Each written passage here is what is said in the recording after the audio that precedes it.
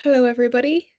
My name is Claire. I work at the Skills Centre, and today I'm going to be speaking to you about time management and file management for postgraduate students. So you may see in the slides that it mentions a PhD, but this would be also relevant for any students either doing a master's or considering taking on a master's. So I myself, I'm a PhD student in the Spanish department. All of us in the Skills Centre are postgraduate students ourselves, so we understand some of those challenges. So to get started today, we're going to be looking at time management. So we'll define time management first of all. We'll talk a little bit about the PhD journey and our daily routine, as well as some of the milestones that may come up. Um, and then some tools for time management, and as well as some ways to address those obstacles that can arise throughout the process. So what is time management, first of all? So time management is not simply a case of how we spend our time, as some of us may think, but it's actually more about how we can make the most of our time, or how you can make your time work for you. So it's not just about being busy, it's about being productive in a purposeful manner.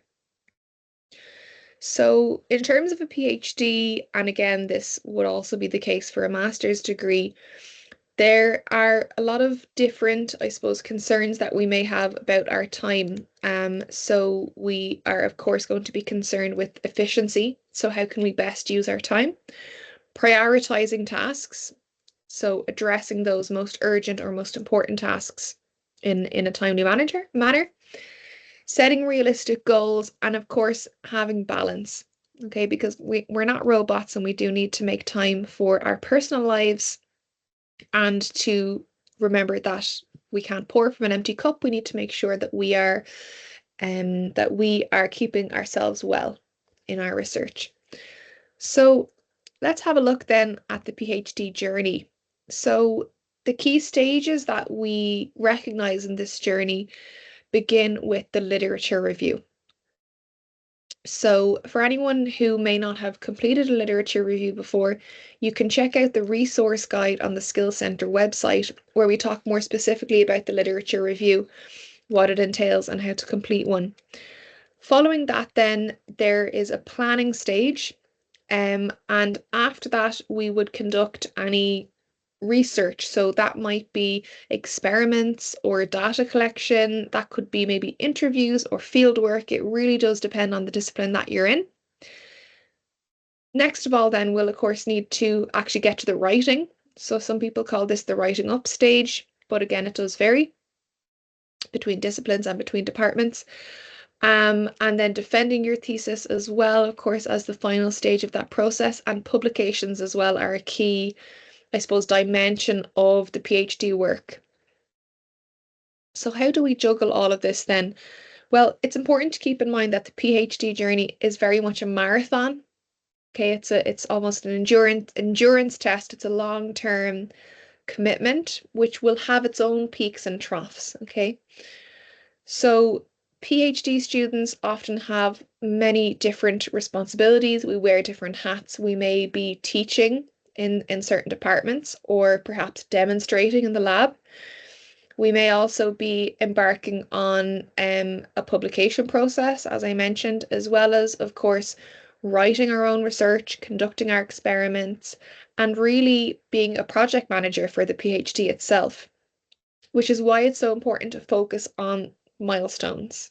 Okay, so any chance we get to celebrate the progress we're making should really be embraced. And we'll talk more about that later. Also, whether it's, I suppose, with any type of postgraduate study, we know that there are unexpected hurdles that are going to come up. So we may not know what those challenges might be, but we know that they're very likely to come up, whether it's over a 1 year or even a multiple year commitment, such as a PhD. So we need to keep that adaptability really at the heart. In terms of our daily routine, then, we talk about the importance of, I suppose, getting to know ourselves and being really honest with what actually works for us and what doesn't. So for me, I tend to work best in the morning. And I know that if I can get a couple of good focused hours work done in the morning, that I'll be pretty well set up then for the day. However, there are some people who that simply wouldn't work for. That's just not how they tick. So really getting curious and maybe trialing different times of the day to see what is it that works best for you, and it really won't be the same for everyone. Prioritizing tasks. So we'll look a little bit later on at some tools for doing that. Allocating breaks. As I mentioned earlier on, we don't just run in an ideal way all of the time. We are human. We are going to have days where it's just not working. And those are the days where it might be a good idea to, for example, have a couple of podcasts in mind that are somewhat related to our research topic so that we feel like we're still maybe thinking around the topic or getting some new ideas, but we could maybe go for a walk or do something different while we listen to that podcast. And then, of course, asking yourself, okay, am I going to pencil in a coffee break maybe with a friend mid-morning, or can I get to my my art class or my yoga class or my gym session or whatever it is that you enjoy doing at certain times of the day or certain times of the week, and really planning for that, I think, is key, and considering those breaks as a fundamental part of the research process, because they really are. Without it, we're not going to be able to complete the project at all. So setting realistic goals, again, just being honest with ourselves and saying, okay, maybe this week I'm a little under the weather, so I know that I need to amend my goals. However, there will be weeks where I feel maybe more energized, or I know that I have less maybe family commitments or work or whatever it is. And for that reason, I may be able to set more ambitious goals, but just really checking in with what other commitments as well you may have. And the personal time, as we mentioned earlier on, being really important to actually schedule into our weeks.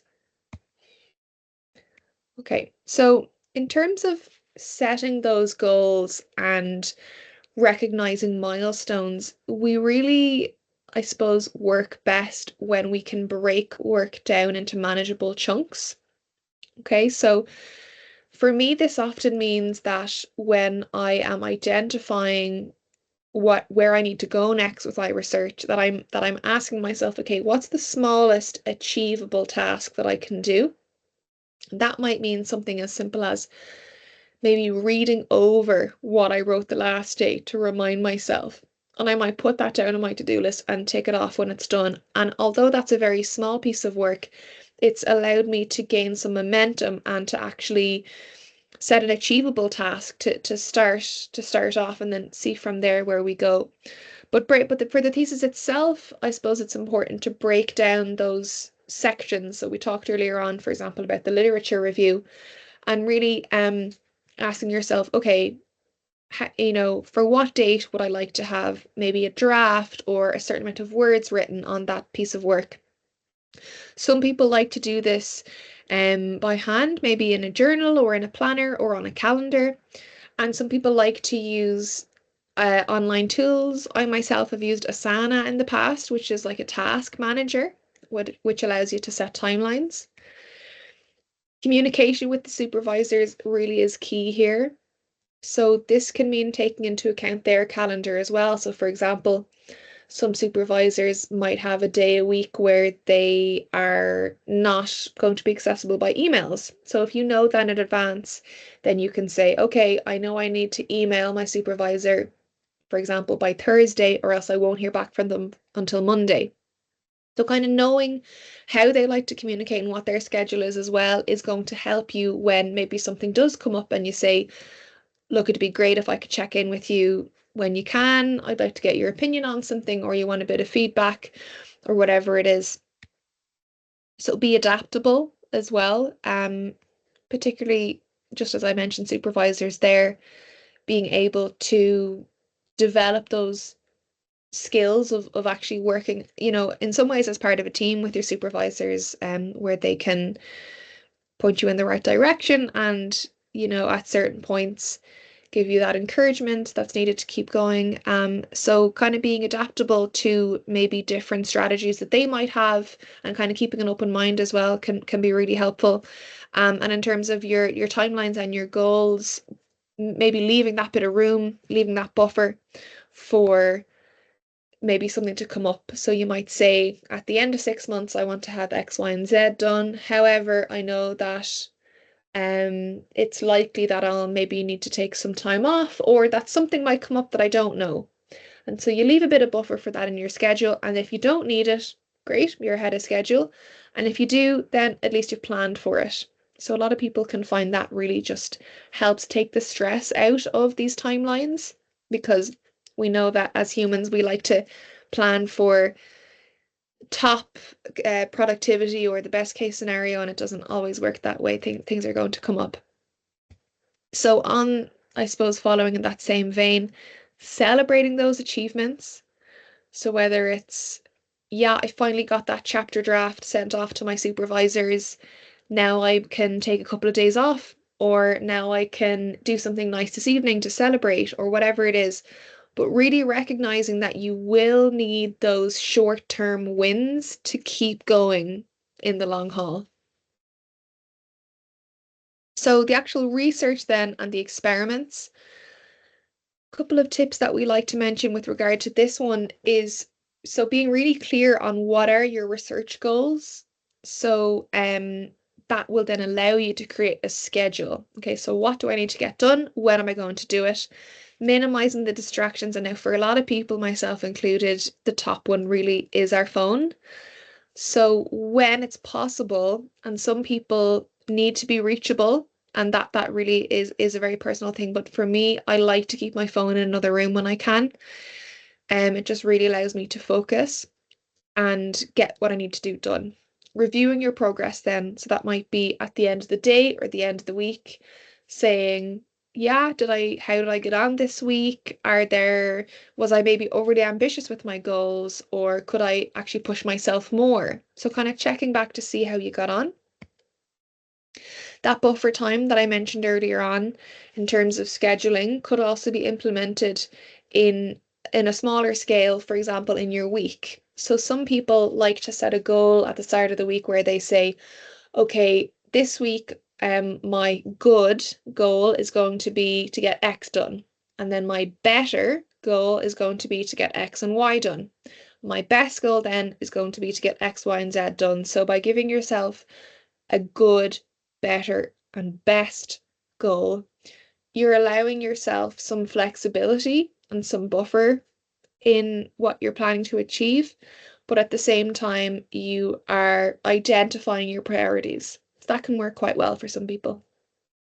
A problem-solving approach, again, kind of just keeping that open mind and knowing that, I suppose, if we knew all the answers, or if we knew how to do it, it probably wouldn't be a very worthwhile research project in the first place. So we are figuring this out as we go to a certain extent.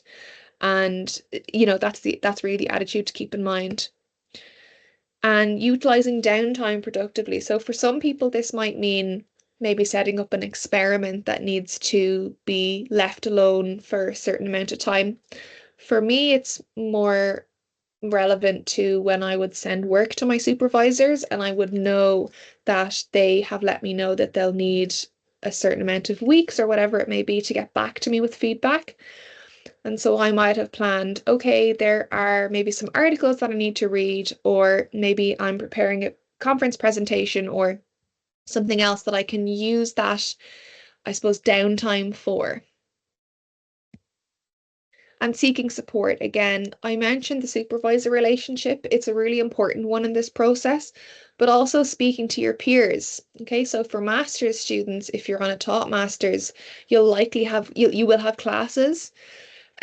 So really use those opportunities to get in touch with other students. This can be more challenging on research programs and on PhDs, but ask, does your department have a postgraduate representative? Could they maybe put you in touch with some others who might be working in the same department or in the same area even? Because that community that you build really does keep you going, and can be very fruitful in generating ideas and just finding the different ways that people do things. One of the things that really worked well for me was writing with other people, so writing in groups. Um, so whether that's just a few of your friends get together and book a room in the library, which all UCC students can do.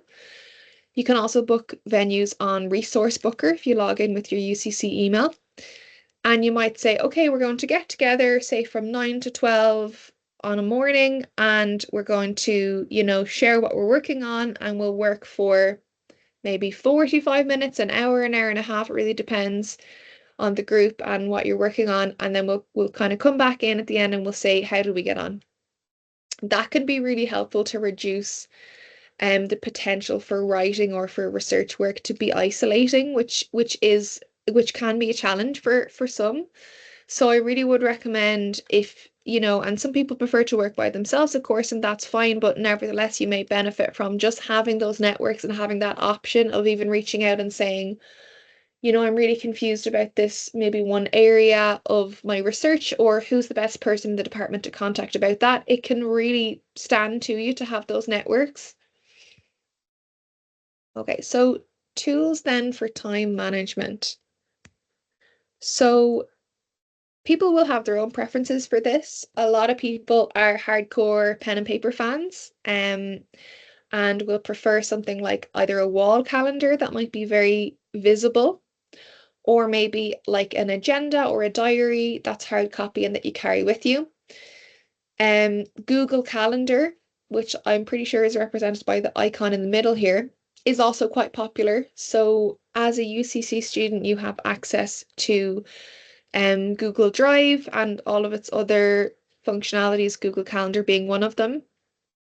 And it can be really helpful to plan maybe your lectures or other important events in your week using that online calendar, or just the calendar that's built in with your phone. So you can set it to give you a reminder, an hour before your class or the day before. You could also input maybe deadlines for essays or work that you want to have done and set your phone to give you a reminder, for example, a week in advance. So that's all very personalizable. Weekly planner, again, a lot of people find it helpful to then break down those maybe longer term timelines to tasks that you want to achieve over the course of a week. So you might use something like this. There are a lot of free templates online. If you look for a weekly planner PDF, you could I'm sure find one to print off. Bullet points then. So a lot of people find it helpful to identify again those smaller tasks like we talked about, and maybe just giving yourself a couple of bullet points either for the day or for the week of what you'd like to get done. And again, planning that in around what we call your non-negotiables. So that would be either your lectures or your classes, or maybe meeting with your supervisor, or maybe a personal appointment that you have. But around those times that you're planning, okay, what do I want to do and when? That's going to be really key. Okay, so I mentioned earlier on the importance of prioritizing tasks. So this graph, which again you can Google search for a blank template, helps you to identify tasks according to their urgency, so their impact and their effort. So for example, here in the lower left quadrant, we can see that if a task is low impact, so we might also describe that as low importance, and it's low effort, we might just say we'll do it later. It's a good idea to start with where you see it says do first, tasks that are high impact. So it's going to have, I suppose, bring something positive to your day, or going to be maybe allow you to move forward with other tasks, or maybe it's something that is that is overdue, or that you've had on your to-do list for a while. So high impact and low effort. So those are the tasks that we might think of as easy wins that are going to help get us going, build a bit of momentum, and help us then to move on to, for example, the do next quadrant, which are higher effort but also high impact. So if you're someone who maybe looks at your to-do list and you have several things there and you think, I just don't really know where to start, this is something that might be helpful. You might like to try it. Okay, so the Pomodoro method, for anyone who's not familiar, a Pomodoro is a type of tomato, hence why the image is represented by a tomato timer. The Pomodoro method traditionally involves focusing on writing or whatever task you're working on for 25 minutes, after which point you take a 5-minute break. And then after, typically, I think it's 4 Pomodoros, you'll take a longer break of maybe 20 minutes or a half an hour. So I will say this technique is very flexible. So you might find that you work better in longer or shorter segments, that's fine. But the principle remains the same, is that you're planning a break very frequently and short and frequent breaks. So during these breaks, you might like to stand up and stretch, maybe make a cup of tea if you have that option close by. But the idea being that you're not, for example, checking emails or checking your phone notifications if you can avoid it during those breaks. And that just helps your brain to have a break, but not to become distracted by other things then that are going to be less helpful to our getting what we need to do done. You can also look up online, one I quite like is called the bomb timer. And it's like an image of a bomb exploding when your time is up. And for some reason, that visual I find quite motivating, but it's the same principle. It's a countdown timer. Okay, so overcoming obstacles. So we mentioned earlier on about the key role that supervisors play in addressing the challenges that can come up during a PhD. So something happens unexpected, could be to do with the research project, could be maybe a challenge in our personal lives that's affecting our research. We need to first of all assess what's going on. Okay, what impact is this issue having? And checking in with our supervisors. Okay, so they have been through it themselves and they likely have seen other students go through it as well. And they understand how difficult some of these unexpected issues can be. They're going to be able to advise you as to the best course of action and help you to reevaluate. So that might mean maybe tweaking the schedule that you had in mind for your research. Could be maybe reducing your other responsibilities if you find yourself becoming overwhelmed. It could really be a lot of things, but that ability to adapt and to adjust is one that is really central.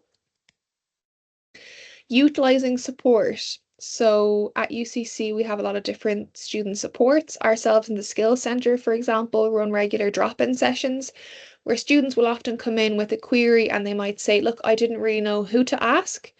And if we can't answer that query, we're always more than happy to point them in the direction of someone who can help. So reaching out for those supports that are there is really to be encouraged as well. And keeping that positive outlook, that there's a reason. The fact that you are doing a master's or a PhD, you've qualified for this, you've done previous study that has gone well enough for you to be accepted into this program. So keep that in mind. There's a reason you're here. You wouldn't have got this far, if you didn't already have many skills and attributes in the area of research or academic skills as well. Okay, so in conclusion then, time management really is a lifelong skill. And with postgraduate research, we often talk about transferable skills. So skills that we learn during our course that stand to us then after, and time management really is one of those. Again, be flexible, be adaptable. It's not always going to go to plan. That is a guarantee. What's going to happen when something goes off plan, or off schedule? Are we going to be able to get back on track? And celebrating those achievements and really planning for fun and for enjoyment where we can. Okay, so that has been time management. So for the remainder of the session, we're going to be looking at file management. And again, our resources that I mentioned here are available on the Skills Centre website and contain summaries of many of our talks and workshops on different topics.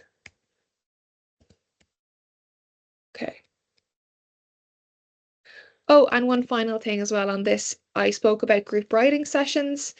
Um, Check with the Skills Centre for our most recent updates on options for group writing sessions. At the moment, we are running postgraduate progression sessions, which again is just a space where postgrads can come and write together on Friday mornings in the Boo Library.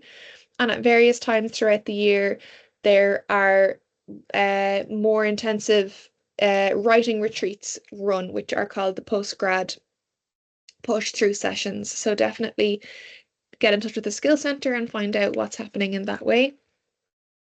Okay, so moving on then to file management. So we will be chatting about the importance of file management first of all. We're going to talk about structuring your folders, naming, saving your files, and sharing those files, file security, and then we'll finish up with a few tips and tricks at the very end. Okay. Okay, so poor file management, most of us have experienced it at some point or another. Typically is a pretty stressful situation to be in, whether that's, tearing our room apart looking for a particular piece of paper, maybe a hard copy document, or searching our computer or our email for a file that just is evading us. So anyone who has been through that will know that it really can be a time waster and is not something that we want to, continue to experience in our postgraduate program. There can even be more extreme situations. So this headline here, South Africa student fights to keep thesis during robbery. An example of the dangers of keeping, I suppose, putting all your eggs in one basket. So particularly when it comes to hard copies of files. But there's definitely a case here for diversifying where you save your files. So whether that's keeping a copy on various different platforms, but just giving yourself options. And so hopefully none of us are going to end up in a situation like this. Um, and she says, yeah, I was thinking about my master's. I'm almost done, and there's no way I would let them take it. Okay, so we'll not get to that stage with it. We'll definitely adopt more sustainable file management techniques. So again, it's going to save us time. Okay, helps you to organize your ideas. So can actually be very productive to even the ideation or the brainstorming part of your project. You can track your progress and identify those errors. Yeah, and keeping various drafts as well. I always would say don't delete anything. If I have to take material out of a draft, I will have a document which I'll title excess or offcuts. And it does sometimes happen that you actually end up going back to that document, maybe not for this project, but maybe for something else. So I would say don't delete anything, keep everything, but keep it well organized, as we'll see.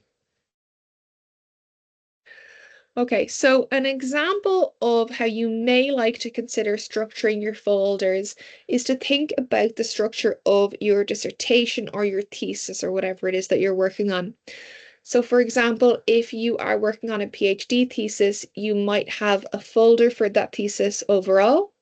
Within that, then you may have a subfolder for each chapter. And then each chapter will have sections, and you might like to have a folder for each section. So it really is going to vary.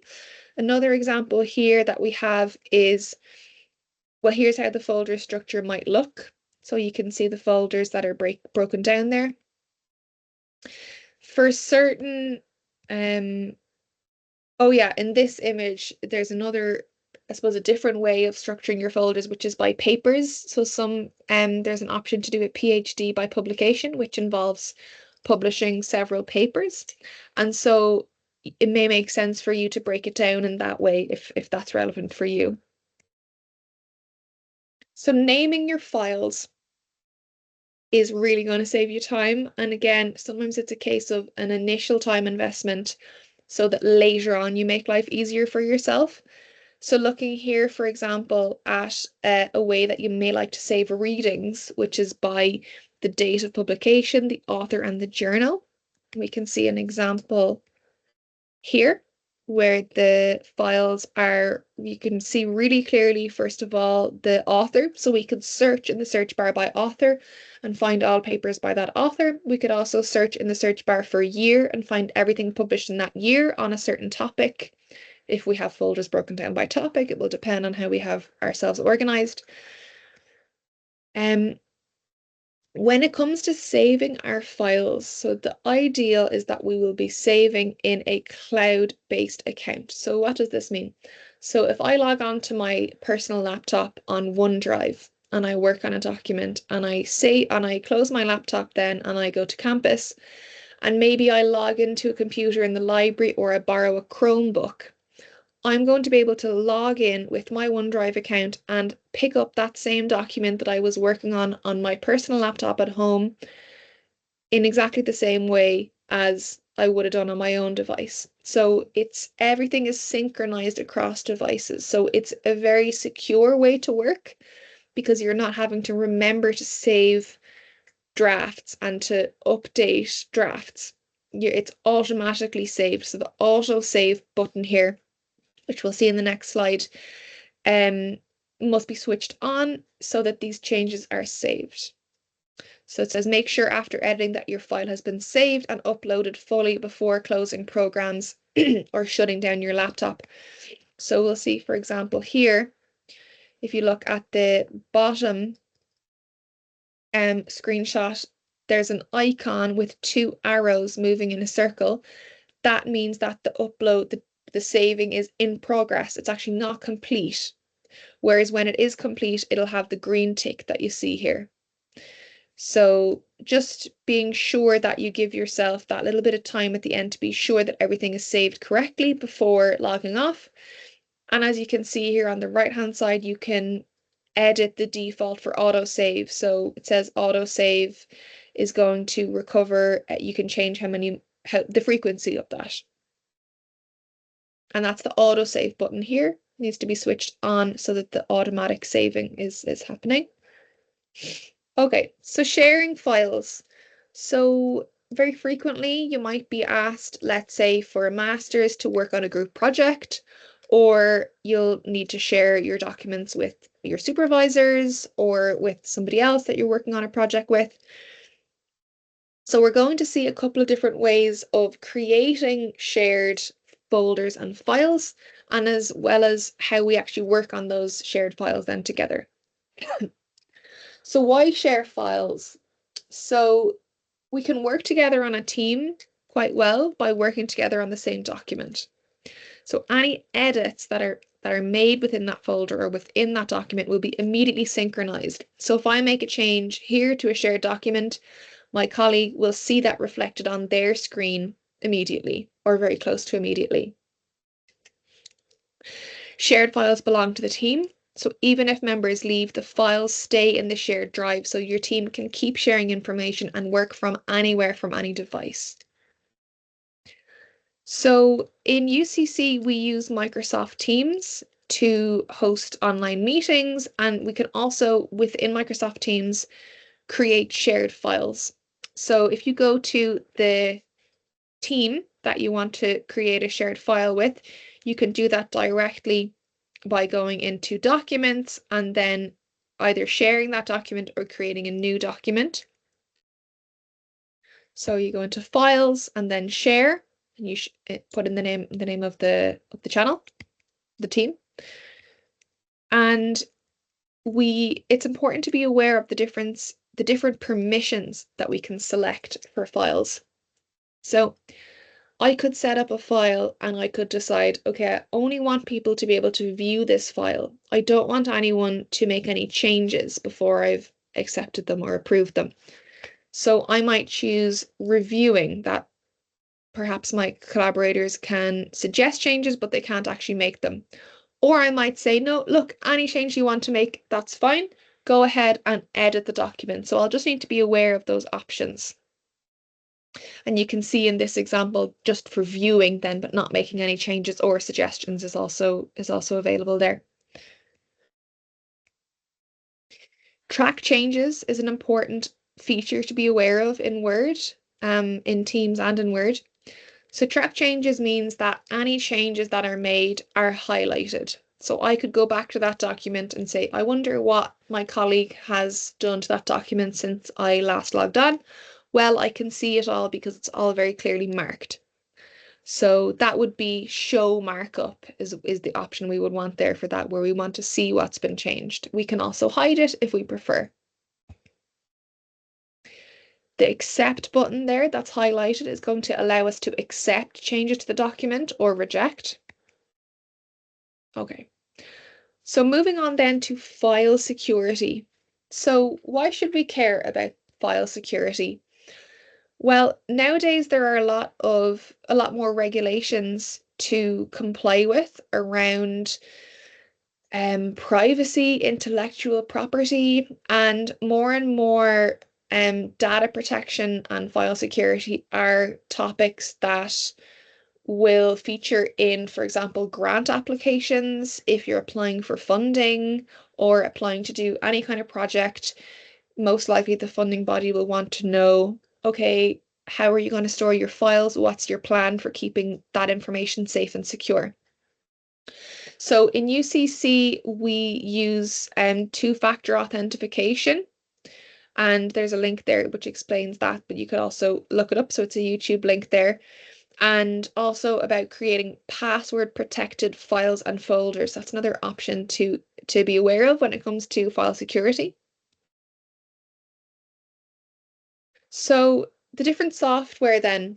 So Microsoft Teams, I mentioned we use in UCC for online meetings, so video conferencing. The communications platform also allows users to conduct conference calls and share files, join or initiate a group chat. So another service then that we use in UCC is Google Drive. And so Google Drive is a cloud file storage system and allows for collaboration and synchronization. We also have other features such as Google Docs, Sheets, and Slides, which is similar to Excel and PowerPoint if you're more familiar with Microsoft. And then OneDrive, we already talked about, is also used by UCC and is a cloud storage and file syncing service. So that's an example of how your files may look on Windows in your OneDrive folder. And then in Microsoft Teams, you can also look in the Files section. And then Google Drive, finally, you can see here how it looks. And you can also see that on the right-hand side by clicking on the dots in the upper right-hand corner, you can select other tools such as calendar, forms, and slides. Okay, so reference managers are a tool that I would really recommend having a look into. For me, I put in a bit of time at the start of my PhD. I tried a few different citation managers before I found one that works for me. I currently use Zotero. And what a citation manager or a reference manager is a place where you can store all of your PDFs, so all of your readings, and also all of the metadata about those PDFs. So by metadata, we mean place of publication, year of publication, author, etc. All that information that we're going to need when it comes time to write our reference list or to create our in-text citation, just depending on what system we're using. Some, like Zotero, for example, also offer the possibility to annotate PDFs. So for example, I can upload a PDF to Zotero, I can highlight it, I can put notes on it, and I can also instantly create a citation for that paper or add it to my reference list automatically. So if you're interested in trying these, I would also recommend downloading the plugin. So if you use, for example, Microsoft Word, which is what I use, you can download a plugin for Zotero, which means that there will be a Zotero button in Word that allows you to insert your reference list automatically, and it saves you a lot of time. It also really increases the accuracy of your references. For me anyway, doing them by hand, I did sometimes have inaccuracies, and I found that the citation manager really helped with that. But again, people will have different preferences for this. It's really a matter of just trying them out. UCC library users can also get a free upgrade with EndNote, which is another option, and then Mendeley here as pictured. So there are a few different ones out there, and it can vary by discipline as to which is the most commonly used in that area. Okay.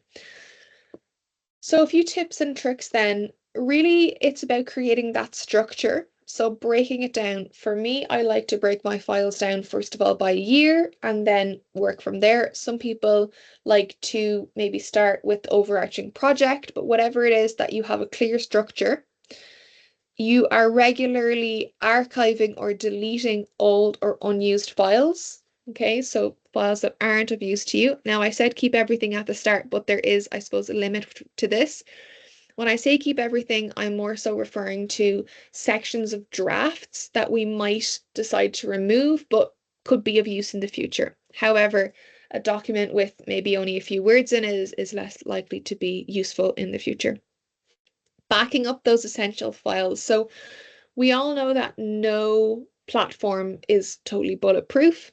Even platforms like OneDrive can go down. Now, often if it does go down, it may be only for a couple of hours or for a day, but it can really give peace of mind, and it is a good idea to diversify where you're saving your files. So for me, I would every once in a while email myself a few copies.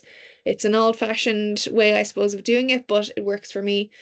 And to have something on a USB or on a hard drive, just so you know for sure that, was anything to happen, things can get deleted accidentally. There can be, strange, I suppose, accidents that can happen. So it's really good idea to have a few different options and to back up those essential files. Okay, so we've come to the end on that one. I, again, would really recommend going to the Skills Centre website to have a look at our resource guide, where you'll find summaries of both of these topics as well as other information that can be really helpful, not only about the research journey, but also college life in general, note-taking strategies for readings, for lectures, a lot of different, I suppose, techniques. And also to know that you can book a one-to-one with us on the Skills Centre website, and it'll be a postgraduate tutor like myself who'll be able to sit down with you and address a question that you may have about your academic work. You can also submit written work of up to 1,000 words for feedback using the asynchronous feedback option on the website. And as well as that, take a look at our public calendar, where you can see our upcoming workshops on various different topics, and you can book in with us. So thanks very much for listening, and have a lovely rest of your day.